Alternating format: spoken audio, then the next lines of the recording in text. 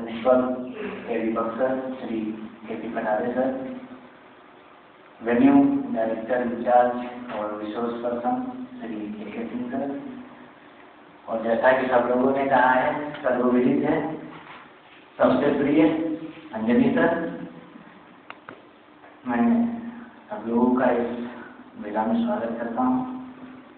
जैसा कि प्रयास करने का कहा कि हमें उस भगवान का धन्यवाद करना नहीं भूलना चाहिए। इसलिए छोटी सी कहानी मुझे याद है कि एक बार एक व्यक्ति मर करके स्वर्ग पहुंचा और स्वर्ग पहुंचने के बाद उसे अगले भ्रमण की इजाजत दी गई कि तुम स्वर्ग में कहीं भी घूम सकते हो।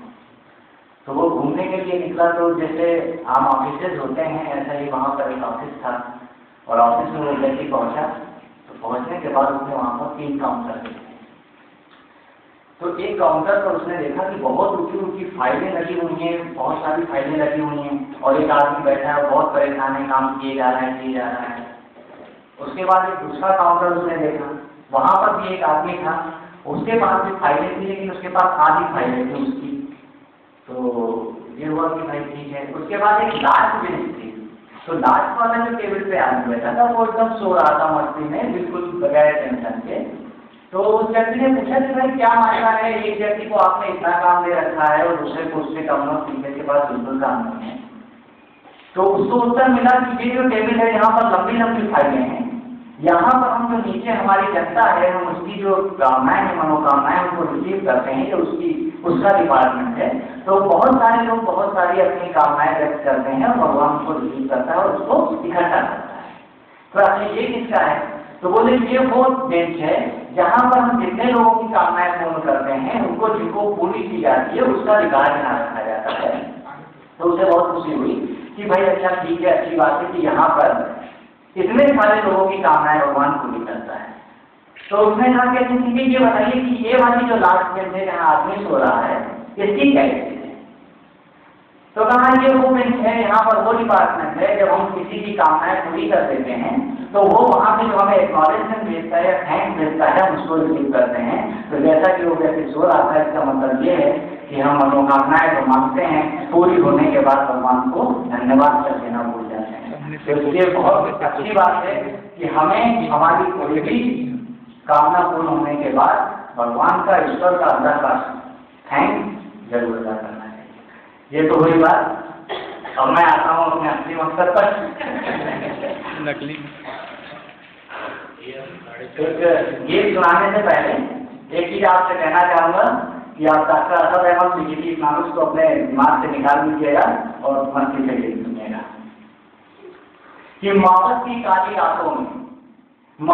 काली रातों में दिल का दरवाजा खुलता है, जब दर्द की काली रातों में गम आंसू के संग घुलता है, जब पिछवाड़े के कमरे में हम निपट अकेले होते हैं, जब घड़ियां टिक-टिक करती हैं, सब सोते हैं हम रोते हैं, जब बार बार दोहराने से माथे की नस खिंच जाती है, जब बार बार दोहराने से माथे की नस छूट जाती है, जब ऊंच नीच समझाने में सारी यादें छूट जाती हैं, तब एक पागल लड़की के बिन जीना सरकारी लगता है और उस पागल लड़की के बिन मरना भी भारी लगता है।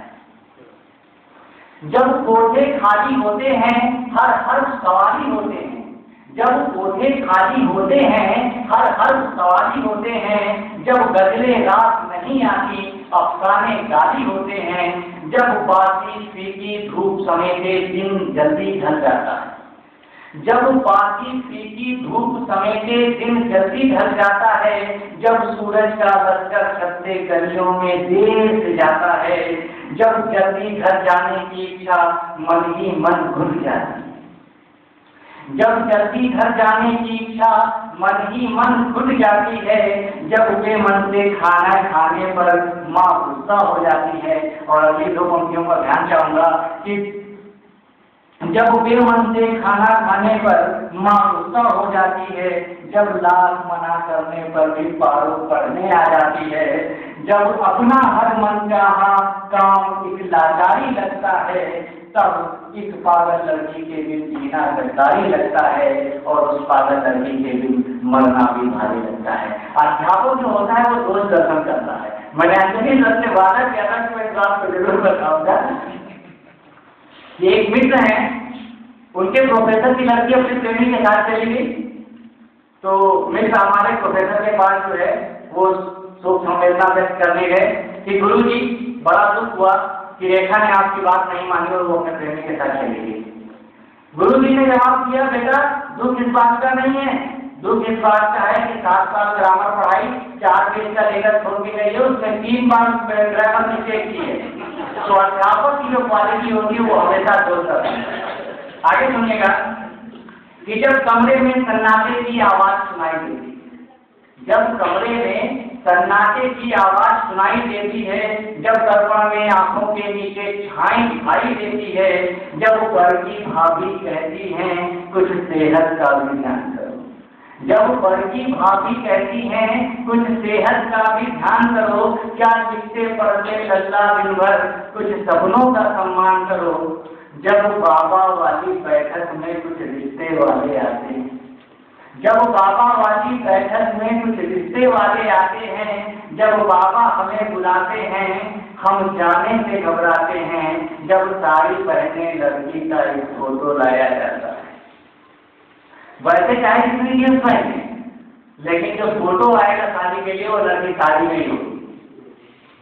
कि जब बाबा हमें बुलाते हैं हम जाने से घबराते हैं, जब साड़ी पहने एक लड़की का फोटो लाया जाता है, जब भाभी हमें मनाती हैं फोटो दिखलाया जाता है, जब सारे घर का समझाना हमको फनकारी लगता है, जब सारे घर का समझाना हमको फनकारी लगता है, तब इस पागल लड़की के दिन जीना गद्दारी लगता है और उस पागल लड़की के दिन मरना भी भारी लगता है।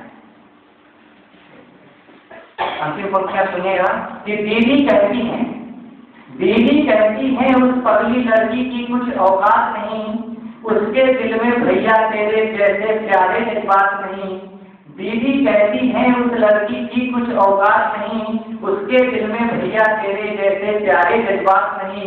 वो पगली लड़की मेरी खातिर 9 दिन भूखी रहती है, वो पगली लड़की मेरी खातिर 9 दिन भूखी रहती है, चुप चुप सारे व्रत करती है, मुझसे कुछ ना कहती है। वो पगली लड़की कहती है मैं प्यार तुम्हीं से करती हूँ, वो पगली लड़की कहती है मैं प्यार तुम्हीं से करती हूँ, लेकिन मैं हूँ मजबूर बहुत, अम्मा पापा से करती हूँ। उस पागल लड़की पर कुछ अपना अधिकार नहीं बाबा, सब कथा कहानी किससे हैं, कुछ भी तो सार नहीं बाबा। उस पागल लड़की के संग बस उस पागल लड़की के संग जीना फुलवारी लगता है और उस पागल लड़की के लिए मरना भी भारी लगता है, उस पागल लड़की के लिए मरना भी भारी लगता है। धन्यवाद। नमस्कार।